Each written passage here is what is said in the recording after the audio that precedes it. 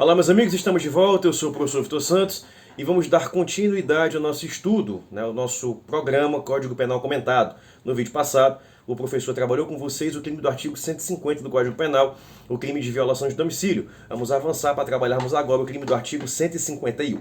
Lembrando que o professor optou por começar com vocês a trabalhar os crimes da parte especial.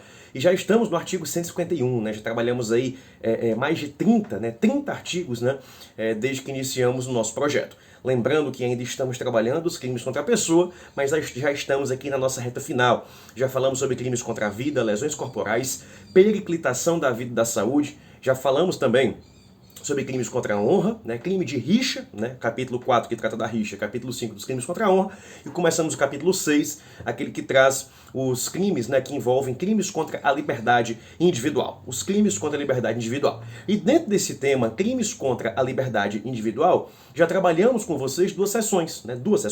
Já falamos sobre os crimes contra a liberdade pessoal, já falamos sobre estes crimes, os crimes contra a liberdade pessoal, e já trabalhamos também os crimes, o crime na verdade, contra a violação de domicílio. Vamos avançar para trabalhar mais uma sessão dentro deste capítulo, dentro desse título. Vamos começar a trabalhar agora os crimes contra a liberdade, dos crimes que envolvem a inviolabilidade de correspondência, tá? E vamos começar a falar justamente do artigo 151, que é o crime de violação de correspondência. Como o professor sempre pede, se esse tipo de material é interessante para você, não deixe de se inscrever no canal, de seguir o professor nas redes sociais, no Instagram, comentar aqui embaixo o que você achou. Isso realmente ajuda muito no nosso trabalho. Professor, então é isso. No bloco passado, no vídeo passado, o professor trabalhou com vocês o crime do artigo 150, violação de domicílio. Vamos avançar para trabalhar o crime do artigo 151, violação de correspondência. Qual que é, professor, a conduta punida aqui nesse artigo? Vou ler para vocês e vamos trabalhar as principais informações a respeito desse tema, mas com toda a sua extensão aí do artigo 151. O artigo 151, como eu disse, traz o crime chamado de violação de correspondência e a conduta punida é a seguinte: devassar indevidamente o conteúdo de correspondência fechada dirigida a outrem. Devassar indevidamente o conteúdo de correspondência fechada dirigida a outrem. Antes de começar a falar sobre a conduta em si, aquelas velhas informações rápidas, primeiro de tudo, no tocante ao sujeito ativo, o crime é comum, qualquer um pode praticar, No tocante ao sujeito ativo, qualquer um pode devassar, qualquer um pode ter acesso às informações de correspondência que não deveria ter. No sujeito ativo, o crime é comum. No sujeito passivo, o crime também é comum, mas é interessante que você anote uma coisa aí. No tocante ao sujeito passivo, embora o crime seja comum, tá? O crime é comum também. No sujeito passivo, mais uma vez, embora o crime seja comum, qualquer um possa praticar, esse é o famoso crime de dupla subjetividade passiva. Eu tenho duas vítimas, dois sujeitos passivos aqui, tá? Eu tenho duas vítimas, dois sujeitos passivos aqui. Deixa só o professor arrumar isso aqui. Pronto. Eu tenho duas vítimas, Dois sujeitos passivos aqui. É vítima tanto o remetente quanto é vítima o destinatário, tá? Tanto a pessoa que envia a carta como a pessoa que recebeu ou estava esperando receber e não chega, os dois são vítimas desse crime. Então isso é muito interessante. Puxa uma setinha e coloca aí. Trata-se de um exemplo clássico de crime de dupla subjetividade passiva. É vítima tanto a pessoa que envia a carta como a pessoa que recebeu ou estava esperando receber. O crime só existe se praticado dolosamente, tá? O crime só existe se praticado dolosamente. A tentativa é perfeitamente admitida. Informação muito interessante vem agora. A depender do momento em que a carta, de que a informação, daquela carta, encomenda, telegrama, pacote, a depender do momento em que aquilo é devassado, eu posso ter uma competência ou outra.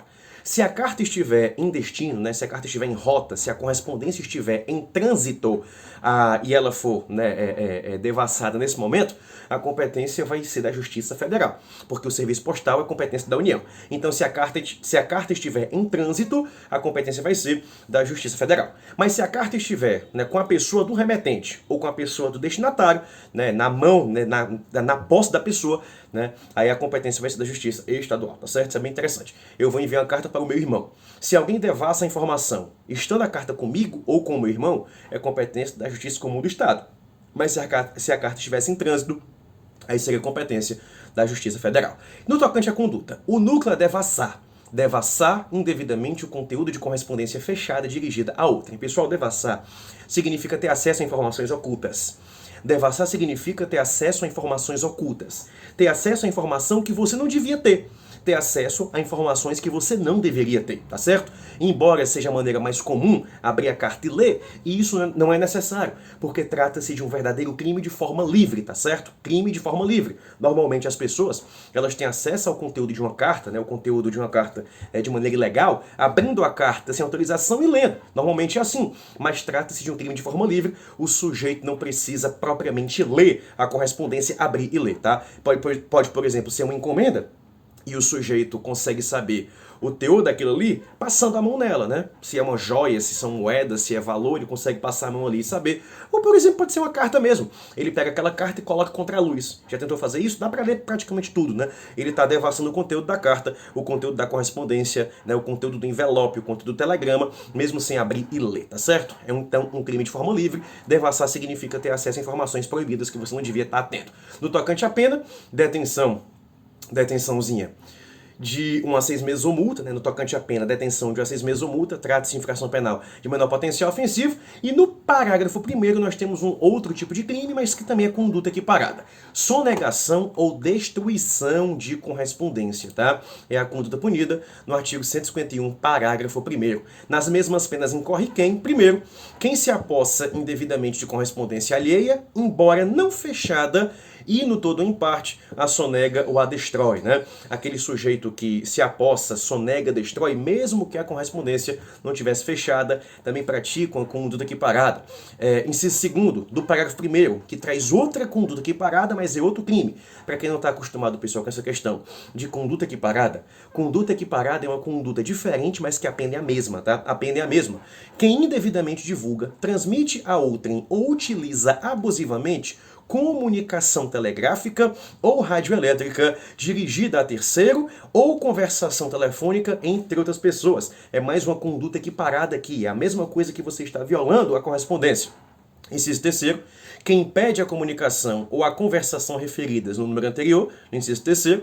Inciso quarto, quem instala ou utiliza estação ou aparelho radioelétrico sem observância de disposição legal, tá certo? São algumas, 4 condutas que são equiparadas ao crime de violação de correspondência. É um crime bem peculiar, bem comum, mas como a gente, como é a nossa ideia, o nosso projeto aqui, nosso objetivo aqui é trabalhar todos os crimes da parte especial. Parágrafo 2º, causa de aumento de pena. As penas aumentam-se de metade se há dano a outrem, né? Se existe algum tipo de dano, se aquela pessoa que teve sua encomenda aberta, sua carta extraviada, sua carta ali devassada, se aquela pessoa ainda teve algum tipo de prejuízo material, por exemplo, a pena vai ser aplicada de metade. Parágrafo 3º. Se o agente comete o crime com abuso de função em serviço postal, telegráfico, radioelétrico ou telefônico, a pena é detenção de 1 a 3 anos. É uma forma qualificada, é uma qualificadora funcional. Imagine, por exemplo, que o sujeito é dos Correios e ele usa a sua função como carteiro para poder devassar o conteúdo das cartas. Ele vai responder na forma qualificada. A pena passa a ser detenção de 1 a 3 anos. Seria então infração penal de médio potencial ofensivo. E por último, parágrafo 4º, somente se procede mediante representação, ou seja, a regra é que todas essas formas de violar domicílio se persigam mediante ação penal pública condicionada à representação.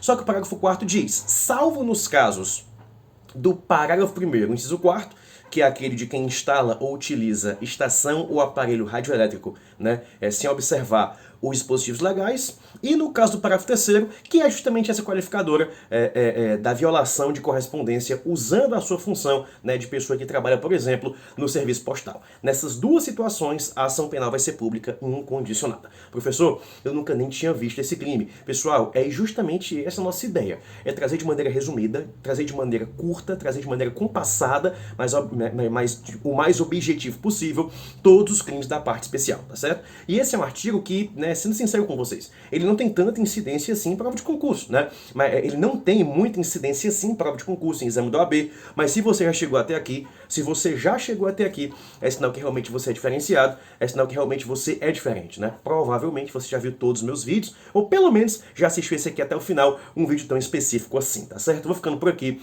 No próximo vídeo eu venho para trabalhar o artigo 152, estamos quase acabando os crimes contra a pessoa e vamos mergulhar de cabeça nos crimes contra o patrimônio. Violação de correspondência não é tão comum assim em prova de concurso, mas é muito importante que você tome conhecimento de pelo menos a parte mais, o suprassumo, digamos assim, a parte mais robusta, digamos assim. Vou ficando por aqui, nos vemos no próximo vídeo, um forte abraço e tchau!